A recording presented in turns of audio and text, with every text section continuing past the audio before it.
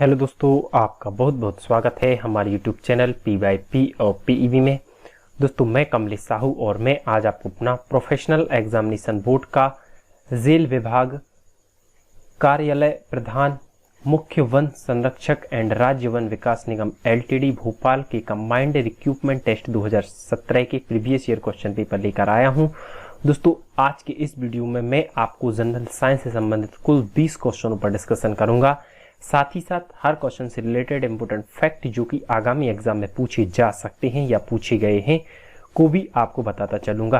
Video को start करने से पहले मैं आपको बता दूं कि जो प्रीवियस ईयर के क्वेश्चन पेपर रहते हैं वह एग्जाम में रैंडमली रिपीट होते हैं। साथ ही साथ आप इस पेपर से एनालिसिस भी कर सकते हैं कि क्वेश्चन किस टाइप का तथा किस लेवल का पूछा जाता है। चलिए आज के जनरल साइंस के क्वेश्चन को स्टार्ट करते हैं और आज का जनरल साइंस का हमारा पहला क्वेश्चन है, आपको बताना है कि प्रकाश वर्ष मात्रक है।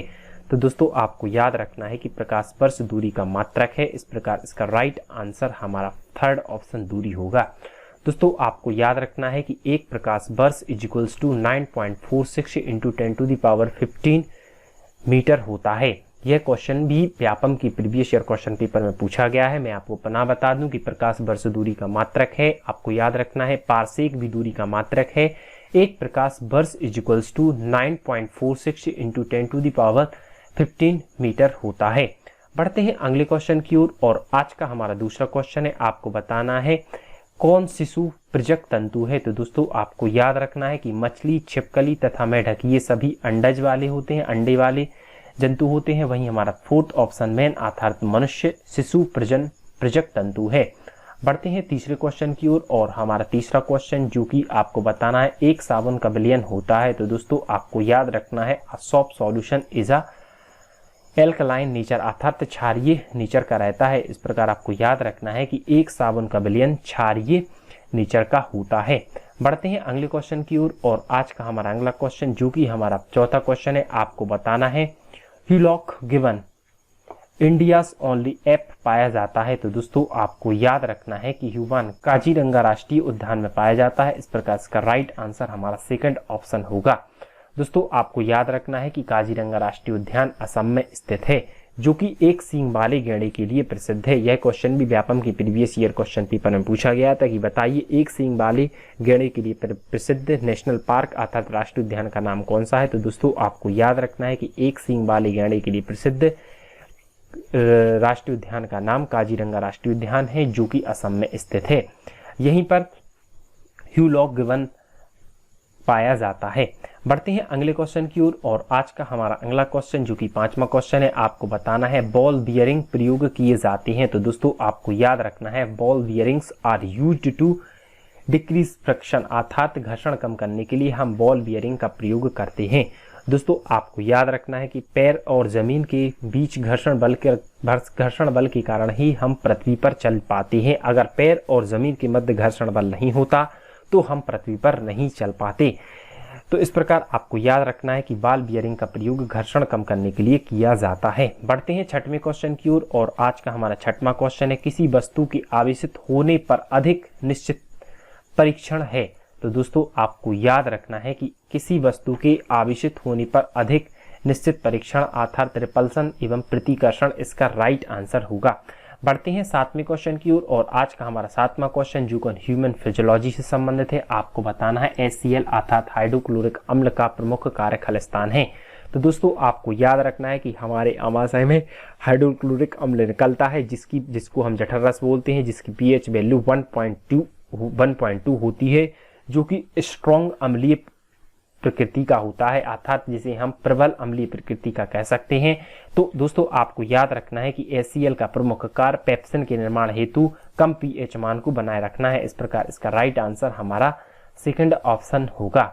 बढ़ते हैं अगले क्वेश्चन की ओर और हमारा अगला क्वेश्चन है, आपको बताना है एक आपको प्रतिक्रिया दी हुई है, एक आपको रिएक्शन दी हुई है। इसमें बताना है कि जस्ते की क्रिया जब कॉपर सल्फेट के मिश्रण के साथ की जाती है तो जस्ता सल्फेट का मिश्रण तथा कॉपर बन जाता है जो कि धातु की प्रतिक्रियाशील श्रृंखला में कम दिखाई देता है। तो दोस्तों, आपको याद रखना है कि यहाँ पर कॉपर की एक इस प्रकार की धातु है जो प्रतिक्रियाशील श्रृंखला को कम दिखाई देता है। इस प्रकार इसका राइट आंसर कॉपर होगा। बढ़ते हैं अगले क्वेश्चन की ओर और आज का हमारा 9वां क्वेश्चन है। आपको बताना है निम्नलिखित में से सबसे अधिक प्रतिक्रियाशील धातु कौन सी है। तो दोस्तों आपको याद रखना है कि सोडियम इसका राइट आंसर है, जो कि सबसे अधिक प्रतिक्रियाशील धातु है। दोस्तों आपको याद रखना है कि सोडियम को मिट्टी के तेल में रखा जाता है, यह बहुत अधिक प्रतिक्रियाशील धातु होती है। इसका परमाणु क्रमांक अर्थात Z = 11 है तथा इसका परमाणु द्रव्यमान अर्थात एटॉमिक मास 23 की लगभग है। बढ़ते हैं अगले क्वेश्चन की ओर और हमारा अगला क्वेश्चन है, एक जलीय विलयन में लाल लिटमस विलयन नीले रंग में बदल जाता है, निम्नलिखित में से कौन सा विलयन बदलने के विपरीत होगा। तो दोस्तों आपको याद रखना है कि अगर जलीय विलयन लाल लिटमस विलयन को नीला कर रहा है तो यह क्षारीय प्रकृति को शो करता है, और क्वेश्चन में पूछा गया है निम्नलिखित में से कौन सा विलयन बदलने के लिए विपरीत होगा। तो दोस्तों विपरीत अर्थात क्षारीय से अम्लीय बनाना है, और अम्लीय विलयन बनाने के लिए हमें नीले लिटमस पेपर को लाल करना पड़ेगा। इस प्रकार आपको याद रखना है कि जो हमारे अम्ल रहते हैं वह नीले लिटमस पेपर को लाल कर देते हैं, और अम्लीय नेचर का यहाँ पर हमारा third option hydrochloric acid HCl है। इस प्रकार इसका राइट आंसर हमारा थर्ड ऑप्शन होगा, जो कि जलीय विलयन को लाल लिटमस विलयन को नीले रंग में बदल जाता है, इसके जस्ट विपरीत होगा। बढ़ते हैं अगले क्वेश्चन की ओर और आज का हमारा 11वां क्वेश्चन है, जो कि बिल्कुल सिंपल क्वेश्चन है। आपको बताना है निम्नलिखित में से कौन सा पेंसिल में प्रयोग किया जाता है। तो दोस्तों आपको याद रखना है कि पेंसिल में हम ग्रेफाइट की लीड का प्रयोग करते हैं। इस प्रकार राइट आंसर हमारा फोर्थ ऑप्शन होगा। अगला क्वेश्चन जो कि 12वां क्वेश्चन है, निम्नलिखित में से कौन एक खरपतवार है। आपको बताना है which of the following is a weeds. तो दोस्तों आपको याद रखना है इसका राइट आंसर हमारा बथुआ होगा, जो कि कैनोफोडियम के नाम से जाना जाता है। इस प्रकार इसका राइट आंसर कैनोफोडियम अर्थात बथुआ, जो कि एक खरपतवार है। आप इस क्वेश्चन को एलिमिनेशन मेथड से भी कर सकते थे। राइस खत बार की इंक्लूड नहीं किया जाता, मक्का भी नहीं किया जाएगा, और वीट अर्थात गेहूं भी इंक्लूड नहीं किया जाएगा। इस प्रकार इसका राइट आंसर हमारा बथुआ, जिसे हम कैनोफोडियम कहते हैं। बढ़ते हैं अगले क्वेश्चन की ओर और आज का हमारा 13वां क्वेश्चन है। आपको बताना है निम्नलिखित में से कौन सा वन उत्पाद नहीं है। तो दोस्तों आपको याद रखना है बुट्स कास्ट भी वन से प्राप्त होता है, गोंद गम भी वन से प्राप्त होता है, हनी शहद भी वन से प्राप्त होती है। इस प्रकार इसका रॉन्ग आंसर या इस क्वेश्चन का आंसर जो कि वन से प्राप्त नहीं होता नायलॉन होगा। यह आर्टिफिशियल रूप से प्रोड्यूस किया जाता है, या प्रोडक्ट इसको हम आर्टिफिशियल रूप से बनाते हैं। इस प्रकार इसका राइट आंसर हमारा फर्स्ट ऑप्शन होगा। बढ़ते हैं 14वें क्वेश्चन की ओर और हमारा 14वां क्वेश्चन आपको बताना है इन visual spectrum the ray of light with maximum wavelength. तो दोस्तों आपको याद रखना है कि लाल रंग का सबसे अधिक वेवलेंथ होता है। इस प्रकार आपको याद रखना है कि दृश्य स्पेक्ट्रम में अधिकतम तरंगदैर्घ्य वाली प्रकाश किरण लाल होती है। अगर इसी क्वेश्चन में आपसे पूछ लिया जाता कि बताइए दृश्य स्पेक्ट्रम में सबसे कम तरंगदैर्घ्य वाला प्रकाश कौन सा है, तो दोस्तों आपको याद रखना है कि सबसे कम तरंगदैर्घ्य वाला प्रकाश बैंगनी होता तथा सबसे अधिक तरंगदैर्घ्य वाला प्रकाश लाल है। इसी क्वेश्चन में अगर आपसे वेवलेंथ की जगह अगर आपसे फ्रीक्वेंसी की आवृत्ति के बारे में पूछ लिया जाता तो दोस्तों आपको याद रखना है कि सबसे अधिक आवृत्ति बैंगनी किरणों की तथा सबसे कम आवृत्ति लाल किरणों की होती। बढ़ते हैं अगले क्वेश्चन की ओर और आज का हमारा 15वां क्वेश्चन है जब वस्तुओं को तापीय रूप से संपर्क में लाया जाता है तो गर्म वस्तु द्वारा ऊष्मा में हानि, ठंडी वस्तु द्वारा ग्रहण ऊष्मा से खलिस्तान होती है। तो दोस्तों आपको याद रखना है कि जब दो वस्तुओं को आपस में संपर्क में लाया जाता है, जब तो दो तापीय रूप से वस्तुओं को आपस में संपर्क में लाया जाता है तो गर्म वस्तु द्वारा ऊष्मा की हानि तथा ठंडी वस्तु द्वारा ऊष्मा ग्रहण करने से ऊष्मा समान होती है। इस प्रकार इसका राइट आंसर हमारा फर्स्ट ऑप्शन इक्वल टू अर्थात समान होगा। बढ़ते हैं 16वें क्वेश्चन की ओर और हमारा 16वां क्वेश्चन है ऊंची शिखरों पर समुद्री तल की तुलना वायुमंडलीय दाब खलिस्तान होता है। तो दोस्तों आपको याद रखना है at high altitudes the air pressure is lower than at the sea, अर्थात इस प्रकार इसका राइट आंसर हमारा थर्ड ऑप्शन कम होगा क्योंकि ऊंची शिखर पर जाने पर समुद्री तल की तुलना में वायुमंडलीय दाब कम होता है। दोस्तों आपको याद रखना है कि वायुमंडलीय दाब को बैरोमीटर में मापा जाता है, ऊंचाई पर जाने पर वायुमंडलीय दाब कम होता जाता है।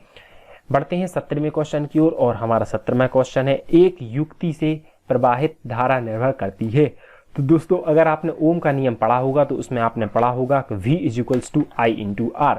चूंकि इस क्वेश्चन में आपसे इलेक्ट्रिक करंट के बारे में पूछा गया है, तो दोस्तों आपको याद रखना है एक युक्ति में प्रवाहित धारा हमारे इसके प्रतिरोध तथा इसकी वोल्टेज दोनों पर निर्भर करेगी। इस प्रकार इसका राइट आंसर हमारा फर्स्ट ऑप्शन होगा। बढ़ते हैं अगले क्वेश्चन की ओर और हमारा अगला question the audible range of frequency is, आपको बताना है कि ध्वनि की श्रवणीय परास खलिस्तान होता है। तो दोस्तों आपको याद रखना है 20 हर्ट्ज से लेकर 20,000 हर्ट्ज इसका राइट आंसर होगा। अगला क्वेश्चन जो कि ह्यूमन फिजियोलॉजी से संबंधित है, आपको बताना है major function of Golgi body is, अर्थात गोल्गी काय का प्रमुख कार्य खलिस्तान होता है। तो दोस्तों आपको याद रखना है सीक्रेशन अर्थात स्त्रावण इसका राइट आंसर है, जो कि गोल्गी काय का प्रमुख कार्य होता है। बढ़ते हैं आज के अंतिम क्वेश्चन की ओर जो कि हमारा 20वां क्वेश्चन है। आपको बताना है विद्युत का सबसे अच्छा सुचालक कौन होता है। तो दोस्तों आपको याद रखना है कि विद्युत का सबसे अच्छा सुचालक सिल्वर अर्थात चांदी है। चूंकि इसका राइट आंसर चांदी है, अतः मैं आपको बता दूं कि चांदी का जो सिंबल रहता है वह Ag रहता है। इसका परमाणु क्रमांक जिसे हम Z से रिप्रेजेंट करते हैं वह 47 है तथा इसका एटॉमिक मास अर्थात परमाणु द्रव्यमान लगभग 107 के करीबन है। दोस्तों इस प्रकार जनरल साइंस के 20 क्वेश्चनों का डिस्कशन यहीं पर समाप्त होता है। मिलते हैं अगली वीडियो में, तब तक बने रहिए हमारे साथ। धन्यवाद। Thank you for watching my video.